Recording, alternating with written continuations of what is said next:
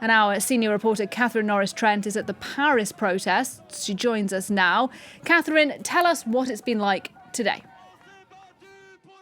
Hi Nadia, there have been huge crowds of protesters marching through the streets of southern Paris today. The trade unions say in even bigger number than the first day of mass protests against these plans to raise France's pension age from 62 to 64. The unions say there were more people out on the streets. Those figures still need to be verified. But I can tell you again, these are very big numbers of people here in the French capital. The original march actually had to be divided into two in order to empty out the Paris square from which they started in the south of the capital.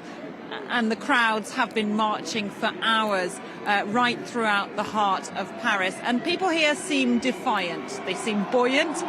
They say they're going to keep on coming out onto the streets for as long as it takes. They feel they've got the momentum, that they're winning the battle of public opinion, if you like, that the public is on their side. And French opinion polls do appear to show support for this protest movement gaining some ground since the beginning of January, and the popularity of the president and the prime minister dipping down. So while people here say that they feel there's a deep sense of injustice in the streets, there's anger, they also feel determined to carry on coming out onto the streets, and they say they're willing to carry out more mass protests if needed.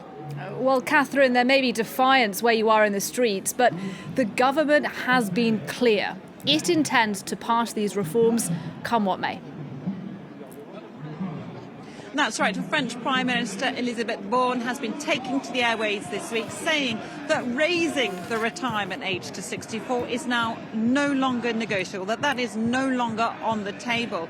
They've hinted perhaps there is some room for manoeuvre around things like whether maternity leave can count more towards the retirement age for women, or special cases for those who started work young and therefore have what's known here as long careers, whether they would have to do the 43 years in work and work up to the age of 64. So perhaps there's some room for negotiation, but the French government, Emmanuel Macron's party, looks like it probably can get this through Parliament with the help of the centre-right Conservative Party, Les Républicains. Some kind of alliance could be hammered out there, or they could force it through Parliament using a constitutional article 49.3, which is very controversial. But technically it looks like they can get these reforms through.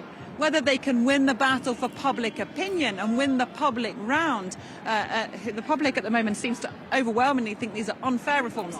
That is another issue. Catherine Norris Trent, thanks very much.